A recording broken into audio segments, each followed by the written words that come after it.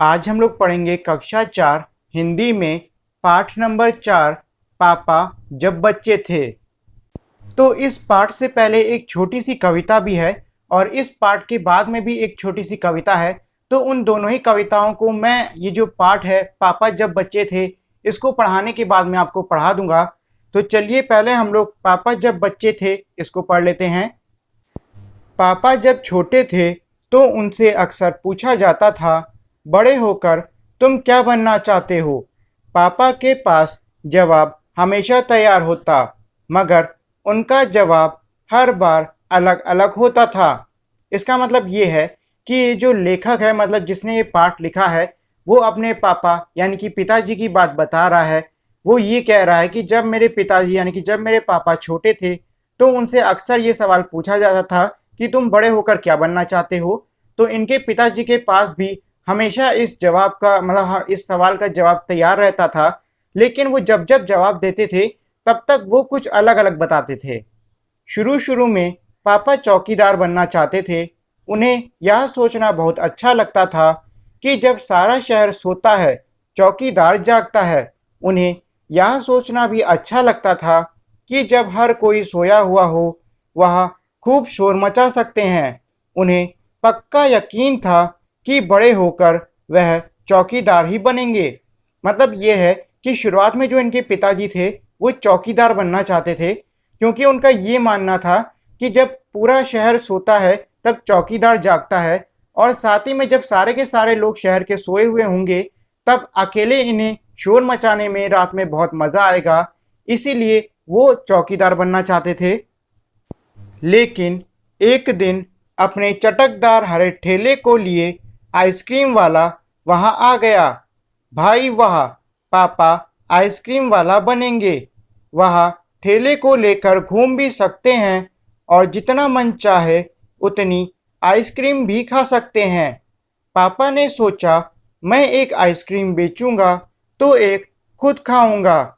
छोटे बच्चों को तो मैं मुफ्त में आइसक्रीम दिया करूंगा।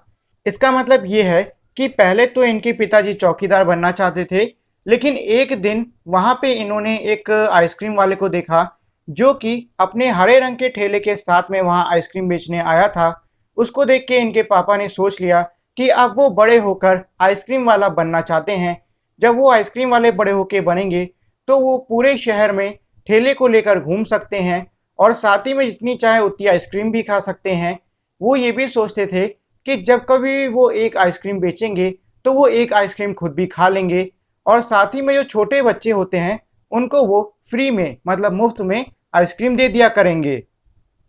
जब पापा के माता-पिता ने यह सुना कि वह आइसक्रीम बेचने वाला बनना चाहते हैं, तो उन्हें बहुत हैरानी हुई।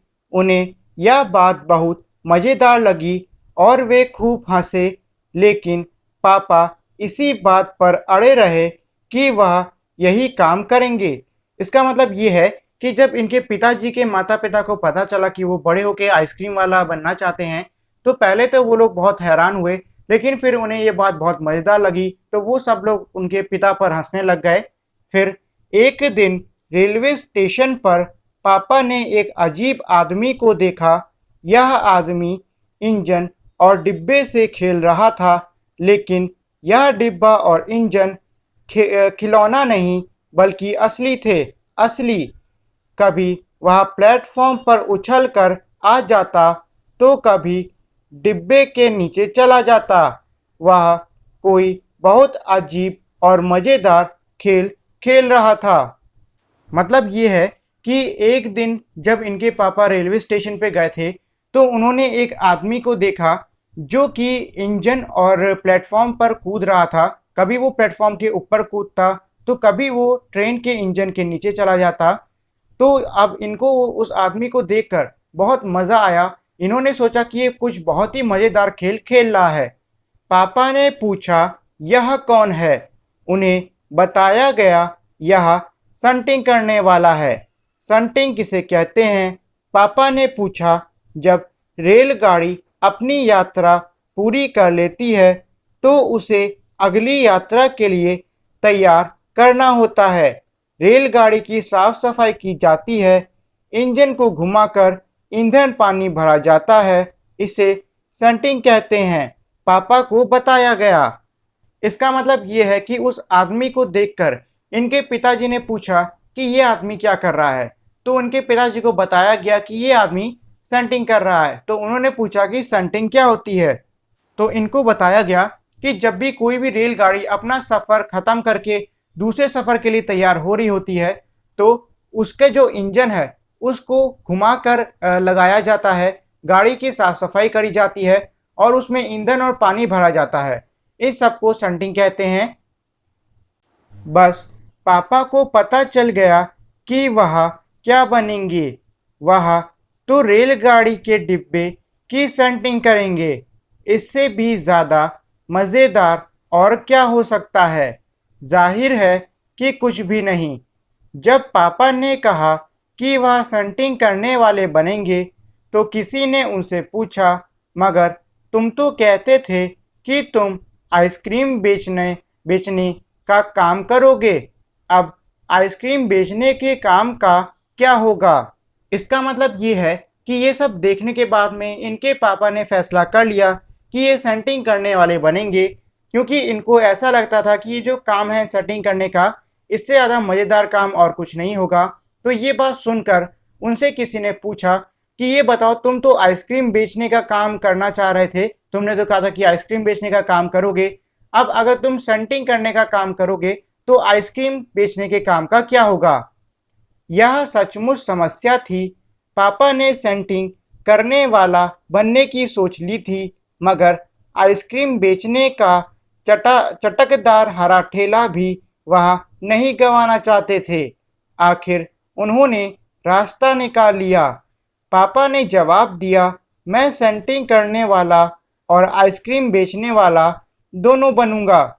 इसका मतलब ये है कि इनके पापा ने जैसे ही सवाल सुना ये कि आइसक्रीम के काम का क्या होगा, तो उन्हें लग गया कि ये बहुत बड़ी समस्या है, क्योंकि वो आइसक्रीम बेचना भी चाहते थे और सेंटिंग भी करना चाहते थे। इसीलिए उन्होंने फैसला किया कि वो दोनों ही काम करेंगे। सबको बहुत अचंभा हुआ। उन्होंने पूछा, तुम दोनों काम एक साथ कैसे करोगे।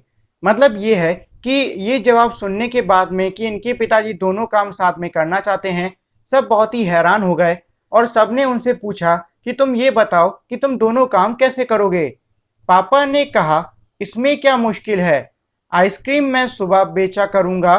कुछ देर आइसक्रीम बेचने के बाद मैं स्टेशन चला जाऊंगा। वहां मैं कुछ डिब्बों की सेंटिंग करूंगा और फिर जाकर कुछ आइसक्रीम और बेच आऊंगा। इसके बाद मैं फिर स्टेशन चला जाऊंगा, कुछ डिब्बों की सेंटिंग कर लूंगा। इसके बाद जाकर फिर कुछ आइसक्रीम और बेच लूंगा। इसमें ज़्यादा मुश्किल नहीं होगी, क्योंकि अपना ठेला मैं स्टेशन के पास ही खड़ा रखूंगा और इसीलिए गाड़ियों के लिए मुझे ज़्यादा दूर नहीं जाना पड़ेगा। इसका मतलब ये है कि जब उन्होंने ये सवाल सुना कि तुम दोनों काम साथ में कैसे करोगे, तो इनके पिताजी ने जवाब दिया कि दोनों काम साथ में करने में ज़्यादा मुश्किल नहीं होगी। मैं सुबह उठ के सबसे पहले थोड़ी बहुत आइसक्रीम बेचूंगा और फिर मैं स्टेशन जाके कुछ डिब्बों की सेंटिंग कर लूंगा और उसके बाद मैं फिर जाके आइसक्रीम बेच लूंगा। और मुझे सेंटिंग करने और आइसक्रीम बेचने, इन दोनों में आने जाने, मतलब इन दोनों के बीच में आने जाने में ज़्यादा समय ना बर्बाद हो, इसीलिए मैं अपना आइसक्रीम का ठेला स्टेशन के ही पास लगाऊंगा, जिससे कि मैं बड़े आराम से सेंटिंग और आइसक्रीम बेचना ये दोनों काम कर सकूं। सब लोग फिर हंस पड़े।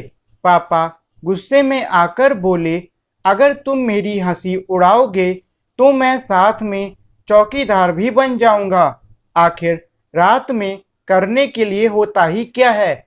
मतलब ये है कि सबको हंसा देखकर इनके पिताजी को गुस्सा आ गया और गुस्से में ये बोल पड़े कि अगर तुम लोग मेरी हंसी उड़ाओगे तो मैं रात में चौकीदारी का भी काम करना शुरू कर दूंगा, क्योंकि वैसे भी रात में करने के लिए कुछ होता नहीं है।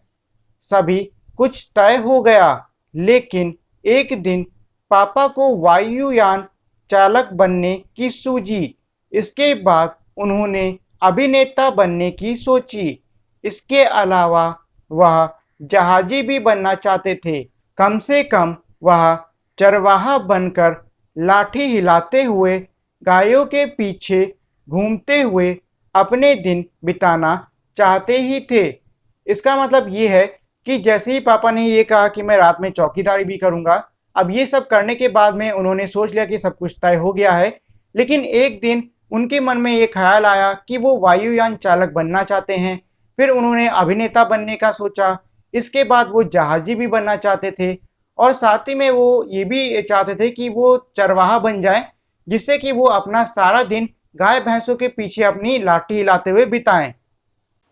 अंत में एक दिन उन्होंने तय किया कि वह असल में जो बनना चाहते हैं वह है कुत्ता। उस दिन वह दिन भर चारों हाथ पैर पर इधर-उधर भागते हुए अजनबियों पर भौंकते रहे। एक बूढ़ी महिला ने उनके सिर को सहलाना चाहा तो पापा ने उन्हें काटने की कोशिश तक की। पापा ने भौंकना तो बड़ी अच्छी तरह से सीख लिया, लेकिन बहुत कोशिश करने पर भी वह अपने पैर से कान के पीछे खुजाना नहीं सीख पाए। उन्होंने सोचा कि अगर वह बाहर जाकर अपने पालतू कुत्ते के साथ बैठ जाएं, तो शायद वह कान के पीछे खुजाना ज़्यादा जल्दी सीख जाएंगे। पापा कुत्ते के पास जाकर बैठ गए। उसी वक्त एक अजनबी फौजी अफसर उधर से निकला। वह खड़ा होकर पापा को देखने लगा। वह उन्हें कुछ देर तक देखता रहा और फिर उसने पूछा, यह तुम क्या कर रहे हो? इसका मतलब ये है कि इतना सब सोचने के बाद में पिताजी ने आखिरी में सोच लिया कि वो कुत्ता बनना चाहते हैं और इसके लिए वो पूरे दिन भर अपने हाथ पैरों पर मतलब अपने सब चारों हाथ पैरों पर इधर-उधर भागने लगे और जो भी अजनबी उनको दिखता उस पे भौंकते रहते। एक बूढ़ी औरत ने इनके पिताजी का सिर सहलाने की कोशिश भी की, लेकिन उन्होंने उसे काटने की कोशिश करी और साथ ही में इनके जो पिताजी थे, उन्होंने भौंकने में बहुत महारत हासिल कर ली थी। मतलब वो काफ़ी अच्छे बन चुके थे भौंकने-वौंकने में, लेकिन वो जितनी भी कोशिश करते, अपने पैर से कभी भी अपने कान के पीछे नहीं खुजा पाते। उन्होंने ये सोचा कि अगर वो उनके कुत्ते के साथ जाकर बैठें, तो शायद सीख जाएँ। इसीलिए वो अपने घर के बाहर जाकर अपने कुत्ते के साथ में बैठ गए। वहाँ से कुछ देर बाद एक अफ़सर गुज़रा। उस अफ़सर ने जब इनके पिताजी को देखा, तो वो वहाँ पे कुछ देर तो खड़ा रहा। फिर उसने थोड़ी देर बाद पूछा कि तुम ये क्या कर रहे हो? पापा ने जवाब दिया, मैं कुत्ता बनना सीख रहा हूँ। तब फौजी ने पूछा, तुम कुत्ता बनना क्यों चाहते हो? पापा ने कहा, क्योंकि मैं काफ़ी दिन तक इंसान बनकर रह चुका हूँ। अफ़सर ने कहा, बात तो सही है, पर क्या तुम जानते भी हो कि इंसान किसे कहते हैं? पापा ने पूछा, मुझे तो नहीं पता, आप ही बता दीजिए। अफ़सर ने कहा, इसके बारे में तुम अपने आप सोचो। अफ़सर वहाँ से चला गया। वह ना तो हंसा और ना मुस्कुराया। पापा सोचने लगे। वह सोचते ही रहे। अफ़सर ने उन्हें कोई इसका मतलब ये है कि जब अफ़सर ने पिताजी से पूछा कि वो क्या कर रहे हैं, तो इनके पिताजी ने जवाब दिया कि मैं कुत्ता बनना सीख रहा हूँ।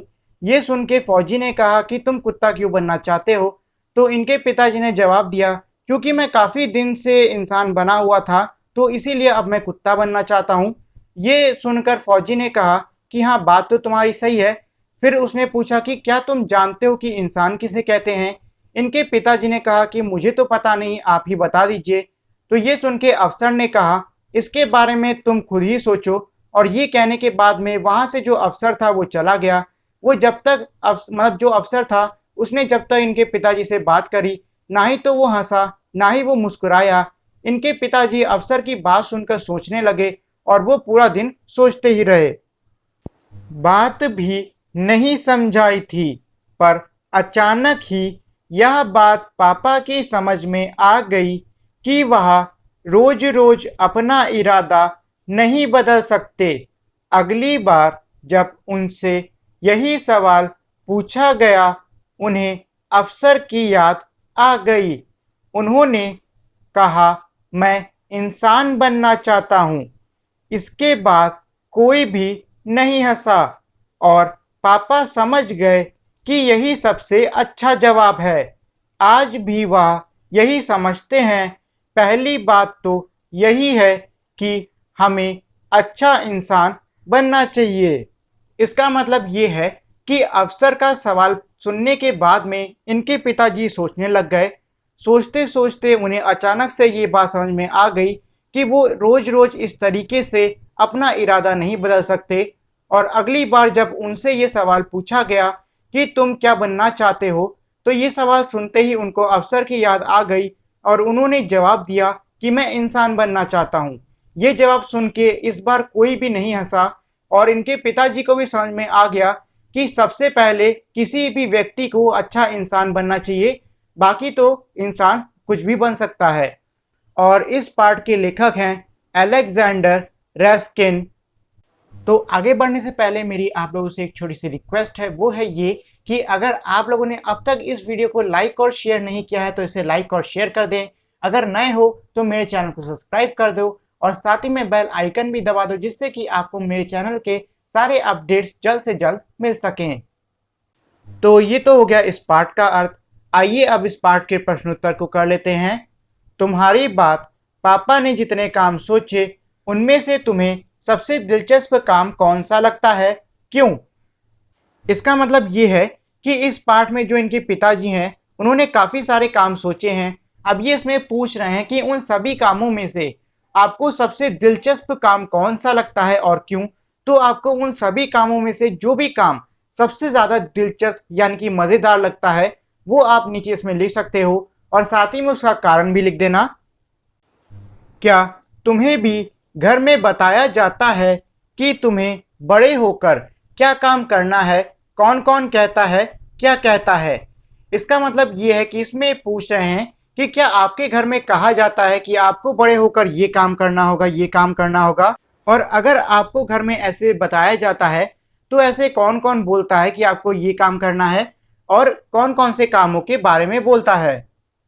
अपने मम्मी या पापा से पता करो कि वे जब बच्चे थे तब बड़े होकर क्या-क्या करने की सोचते थे। इसका मतलब ये है कि आपको अपने मम्मी पापा से जाकर पूछना होगा कि जब वो लोग बच्चे थे तो वो लोग बड़े होकर क्या करना चाहते थे। अपने घर के किसी एक सदस्य से उसके काम के बारे में जानकारी हासिल करो। पता करो उनके काम को किस नाम से जाना जाता है। मतलब ये है कि आपको आपके घर में किसी भी एक सदस्य से पूछना है कि वो क्या काम करता है और उस काम का नाम क्या है। उसे काम की अच्छी तरह करने के लिए कौन कौन सी बातें मालूम होनी चाहिए। मतलब ये है कि उसे उस काम को करने के लिए कौन कौन सी बातें मालूम होनी चाहिए। उन्हें अपने काम में कितनी बातों से परेशानी होती है और उनको वो काम करने में किन किन चीज़ों की परेशानी आती है। तो ये सारी चीज़ें आप अपने घर के किसी भी सदस्य से जो कि कमाता है, बाहर जाके कोई जॉब करता है, उससे पूछ सकते हो। कहानी से आगे, शुरू शुरू में पापा चौकीदार बनना चाहते थे। चौकीदार रात को भी काम करते हैं। इसके अलावा और कौन कौन से कामों में रात को जगना पड़ता है। मतलब ये है कि शुरुआत में क्या था कि इनके जो पिताजी थे वो चौकीदार बनना चाहते थे। अब ये इसमें पूछ रहे हैं कि चौकीदार के अलावा ऐसे कौन कौन से काम होते हैं जिनके लिए रात में जगना पड़ता है। तो इसका उत्तर आप लिख सकते हो कि रातों के समय अस्पतालों, पुलिस स्टेशन और रेल व्यवस्था में काम होते रहते हैं। और देखो इसके बावजूद मतलब इसके अलावा भी काफ़ी सारे काम हैं, जैसे कि जो हमारी सारी आपातकालीन सुविधाएं होती हैं, जैसे कि फायर ब्रिगेड हो गया या फिर एम्बुलेंस हो गई, ये सब भी रात में काम करते रहते हैं। पापा कई तरह के काम करना चाहते थे। क्या तुम किसी व्यक्ति को जानते हो जो एक से ज्यादा तरह के काम करता है? उस व्यक्ति के बारे में बताओ। मतलब ये है कि जिस तरीके से पापा एक से ज्यादा काम करना चाहते थे, वैसे ये पूछ रहे हैं कि क्या आप किसी ऐसे इंसान को मतलब किसी ऐसे व्यक्ति को जानते हो जो कि एक से अधिक काम करता है। तो उस व्यक्ति के बारे में आपको नीचे थोड़ा बहुत लिखना होगा। आओ खेलें, शेख चिली कहता है। पापा अपने पैर से कान के पीछे नहीं खुजा पाते थे। आओ देखें तुम कौन कौन से काम कर सकते हो। एक ऐसा खेल खेलते हैं। खेल का नाम है शेख चिल्ली कहता है। तुम में से एक बनेगा शेख चिल्ली, जो शेख चिल्ली कहेगा बाकी सब वैसा ही करेंगे।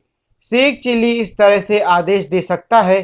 शेख चिल्ली कहता है अपने दाएं हाथ को सिर के पीछे से ले जाकर नाक को पकड़ो। अपने दाएं हाथ को दाईं टांग के नीचे से ले जाकर दाएं कान को पकड़ो। शेख चिल्ली कहता है खड़े होकर झुको। अपने हाथ से पैरों को छुओ। सिर अपने घुटनों से लगाओ। ध्यान रहे तुम्हें केवल वही आदेश मानना है जिसके साथ जुड़ा है। शेख चिल्ली कहता है अगर तुमने कोई और आदेश मान लिया तो तुम खेल से बाहर हो जाओगे। इसका मतलब ये है कि ये एक तरीके का खेल है और इसमें कई सारे बच्चे लगेंगे और उसमें से एक बच्चा शेख चिल्ली बनेगा और वो शेख चिल्ली बच्चा जब भी ये कहेगा कि शेख चिल्ली कहता है और उसके बाद वो कोई आदेश देगा तो बाकी बच्चों को वो आदेश मानना होगा। मान लीजिए उस बच्चे ने शेख चिल्ली कहता है नहीं बोला और डायरेक्ट आदेश दे दिया तो जो बच्चे उस आदेश का पालन करेंगे वो खेल से बाहर हो जाएंगे। मतलब यह है कि आपको सिर्फ उन्हीं आदेशों का पालन करना है जो कि वो बच्चा शेख चिल्ली कहता है, इसके बाद बोले। सोच विचार। अफसर के जाने के बाद पापा बहुत सोचते रहे। बताओ वह क्या क्या सोच रहे होंगे। सही का निशान लगाओ। मतलब ये है कि जब अफसर और इनके पिताजी की बात हुई थी उसके जाने के बाद में इनके पिताजी बहुत देर तक सोचते रहे थे, तो आपको बताना होगा कि इनके जो पिताजी थे वो क्या क्या सोच रहे होंगे और जो आपको लगता है कि वो चीजें सोच रहे होंगे उसके आगे आपको टिक लगा देना है। जैसे कि पहला वाक्य है ये अफसर आखिर है कौन, तो क्या आपको लगता है कि इनके पिता ये सोच रहे होंगे। अगर आपको लगता है तो उसके आगे टिक लगाओ, नहीं तो इसको ऐसे ही छोड़ दो। अब मैं रोज रोज अपना इरादा नहीं बदल सकता, तो देखो ये चीज तो हमारी पाठ में दी हुई थी तो इसके आगे टिक लगा ही दो। कुत्ता बनना बहुत कठिन काम है, तो आपको लगता है कि इनके पिताजी ये सोच रहे होंगे या नहीं, तो उस हिसाब से इस पर टिक लगाओ। ये फौजी अफसर मुझ पर हंसा क्यों नहीं, बाकी सब तो हंसते हंसते हैं। इस अफसर को कुत्ता बनना नहीं आता इसीलिए मुझे बहका रहा है।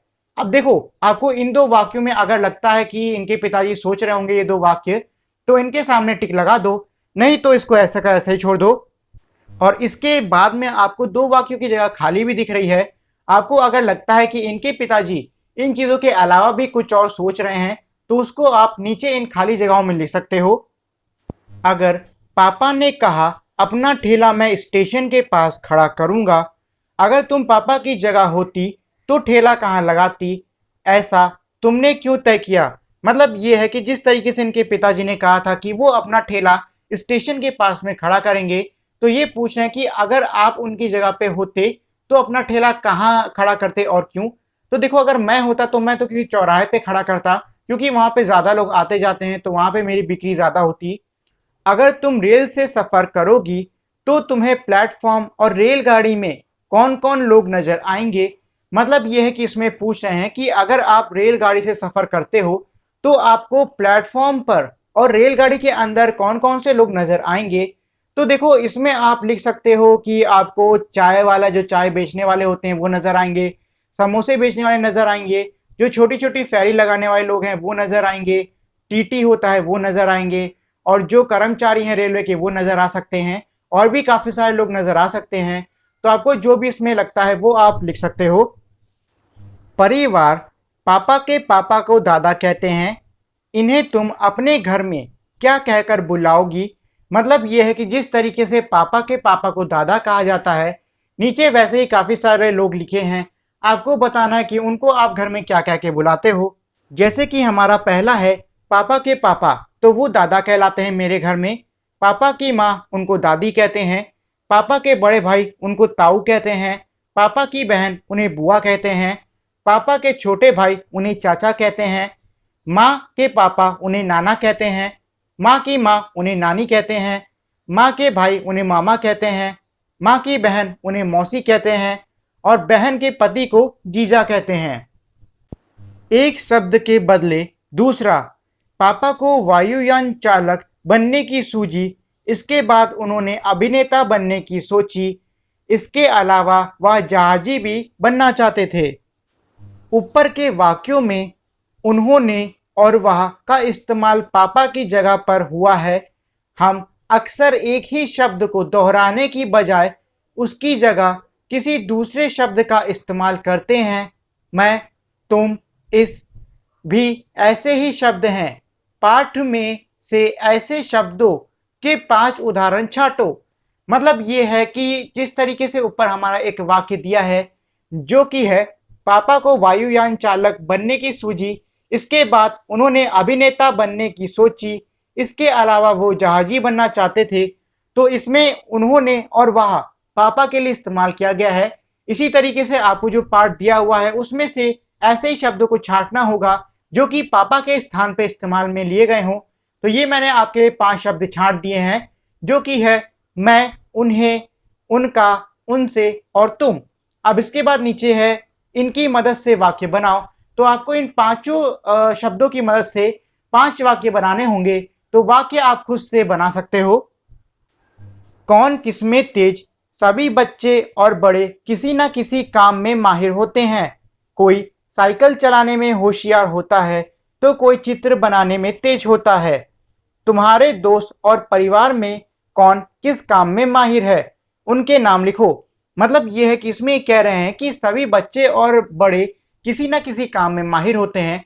तो नीचे आपको कई सारे काम दिए हैं, उनके सामने आपको उन लोगों के नाम लिखने हैं जो कि उस काम में माहिर हों। तो नीचे सारे काम दिए हैं, आप उन सभी कामों को पढ़ सकते हो। और आपको अगर लगता है कि आपके परिवार या दोस्तों में ऐसा कोई है जो कि उस काम में माहिर है, तो उस काम के आगे आपको उस व्यक्ति का नाम लिख देना है। तुम किन किन चीजों में माहिर हो यह भी बताओ। मतलब ये है कि अब ये पूछ रहे हैं कि आप कौन कौन से काम में माहिर हो। तो आपको जो काम अच्छे से आता है आपको वो सारे के सारे काम नीचे लिख देने हैं। कैसे थे पापा? नीचे लिखी पंक्तियां पढ़ो। इन पंक्तियों के आधार पर बताओ कि तुम पापा के बारे में क्या सोचती हो। मतलब ये है कि नीचे कुछ पंक्तियां दी हैं, आपको उन पंक्तियों को पढ़ना है और उसके बाद आपको उनके नीचे लिखना होगा कि आपको क्या लगता है कि पापा किस प्रकार के होंगे। तो पहली हमारी पंक्ति है, पापा के पास जवाब हमेशा तैयार होते थे। तो नीचे इन्होंने लिखा है पापा के बारे में, ऐसा लगता है कि पापा बहुत चतुर थे। उसके बाद दूसरी पंक्ति है, पापा का जवाब हमेशा अलग अलग होता था। तो इसमें आप लिख सकते हो कि ऐसा लगता है कि पापा बिना कुछ सोचे समझे बोलते थे। फिर तीसरी पंक्ति है, मैं छोटे बच्चों को मुफ्त में आइसक्रीम दिया करूंगा। तो इसको पढ़कर ऐसा लगता है कि जो पापा थे वो बहुत ही दयालु थे। इसके बाद जो हमारी आखिरी पंक्ति है वो है, रात में करने के लिए होता ही क्या है, रात में मैं चौकीदारी करूंगा। तो इस पंक्ति को पढ़ के ऐसा लगता है कि जो पापा हैं वो बहुत ही मेहनती हैं। इसके बाद में एक चित्र कहानी है। तो चलिए इस चित्र कहानी को पढ़ लेते हैं, इसके बाद में हम लोग कविताएं भी पढ़ लेंगे। तो चित्र कहानी में सबसे पहले है, 3 यात्री किसी शहर में से जा रहे थे, तभी एक सिक्का दिखाई दिया। तो उनमें से एक व्यक्ति कहता है, आह सिक्का। इसके बाद नीचे जो पहला व्यक्ति है वो फिर से कह रहा है कि मेरा तो कुछ मीठा खाने का मन कर रहा है। जो दूसरा व्यक्ति है वो कह रहा है, ठीक है अच्छा मीठी चीज खरीद तो लेना लेकिन कई सारी चीजें खरीदना। फिर तीसरा व्यक्ति कह रहा है, लेकिन मुझे तो प्यास लगी है, इसीलिए मुझे प्यास बुझाने के लिए कुछ चाहिए। अब इसके बाद में तीनों आपस में बात कर रहे हैं कि एक मिठाई बहुत है, पहला व्यक्ति कहता है। दूसरा व्यक्ति कहता है मुझे तो कई चाहिए। और तीसरा व्यक्ति अब भी कह रहा है कि मुझे प्यास लगी है। तो अब देखो इन तीनों के बीच में इतनी सब लड़ाई वड़ाई चल रही थी, तभी वहां से एक बूढ़ा आदमी गुजरता है। वो बूढ़ा आदमी आके इन तीनों से पूछता है, क्या बात है, आप लोग झगड़ क्यों रहे हो? तीनों ने बूढ़े आदमी को समस्या बताई। अरे बस इतनी सी बात है, बड़ा आसान सा उपाय है, कुछ अंगूर खरीद लीजिए। तो अब जब तीनों ने अंगूर खरीद लिए तो पहला व्यक्ति इसमें कह रहा है कि ये तो मीठे हैं। फिर दूसरा व्यक्ति कहता है ये तो बहुत सारे हैं। और तीसरा व्यक्ति कहता है कि इससे तो मेरी प्यास भी बुझ गई। अब तीनों जो हैं वो यही साथ में सोच रहे हैं कि उस बुजुर्ग ने हमारी समस्या बड़ी आराम से हल कर दी। तो ये थी हमारी छोटी सी चित्र कथा। आइए इसके बाद में जो हमारे इस पाठ में कविताएं हैं उनको पढ़ लेते हैं। तो हमारी पहली कविता है, कोई लाके मुझे दे। कुछ रंग भरे फूल, कुछ खट्टे मीठे फल, थोड़ी बांसुरी की धुन, थोड़ा जमुना का जल, कोई लाके मुझे दे। एक सोना जड़ा दिन, एक रूपों भरी रात, एक फूलों भरा गीत, एक गीतों भरी बात, कोई लाके मुझे दे, एक छाता छाँव का, एक धूप की घड़ी, एक बादलों का कोट, एक धूप की घड़ी, कोई लाके मुझे दे, एक छुट्टी वाला दिन, एक अच्छी सी किताब, एक मीठा सा सवाल, एक नन्हा सा जवाब, कोई लाके मुझे दे। तो ये तो हो गई हमारी पहली कविता। चलिए अब हम लोग दूसरी कविता को भी पढ़ लेते हैं। हमारी दूसरी कविता का नाम है उलझन। पापा कहते बनो डॉक्टर, माँ कहती इंजीनियर, भैया कहते इससे अच्छा सीखो तुम कंप्यूटर, चाचा कहते बनो प्रोफेसर, चाची कहती अफसर, दीदी कहती आगे चलकर बनना तुम कलेक्टर, बाबा कहते फौज में जाकर जग में नाम कमाओ, दीदी कहती घर में रहकर ही उद्योग लगाओ। सबकी अलग अलग अभिलाषा, सबका अपना नाता, लेकिन मेरी मन की उलझन कोई समझ ना पाता। इसका मतलब ये है कि लेखक ये कह रहे हैं कि उनके घर में उनके जो पिताजी हैं वो कहते हैं कि तुम बड़े होकर डॉक्टर बनना, माँ कहती हैं कि तुम बड़े होकर इंजीनियर बनना, भैया कहते हैं कि तुम कंप्यूटर सीख लो, चाचा कहते हैं कि तुम प्रोफेसर बन जाओ, चाची कहती हैं कि तुम अफसर बन जाओ, दीदी कहती हैं कि तुम कोई कलेक्टर बन जाओ, बाबा कहते हैं कि फौज में जाके तुम भर्ती हो जाओ, दीदी कह रही हैं कि तुम उद्योग लगा लो घर में ही, मतलब घर में कोई बिजनेस कर लो। सभी लोग की अपनी अपनी अलग इच्छाएं हैं, अपनी अलग अलग नाता है, लेकिन कोई भी जो लेखक है उसके मन में क्या चल रहा है इसको नहीं सुन रहा है और इसको नहीं समझ पा रहा है। और इस कविता के जो लेखक हैं वो हैं सुरेंद्र विक्रम। तो इसी के साथ में हमारी आज की क्लास यहीं पे ख़त्म होती है। और अगर आप लोगों ने अब तक मेरी इस वीडियो को लाइक और शेयर नहीं किया है तो इसे लाइक और शेयर कर दें, और अगर आप मेरे चैनल पे नए हो तो इसे सब्सक्राइब भी कर दें। तो मिलते हैं हम अब अगली वीडियो में, तब तक के लिए नमस्कार।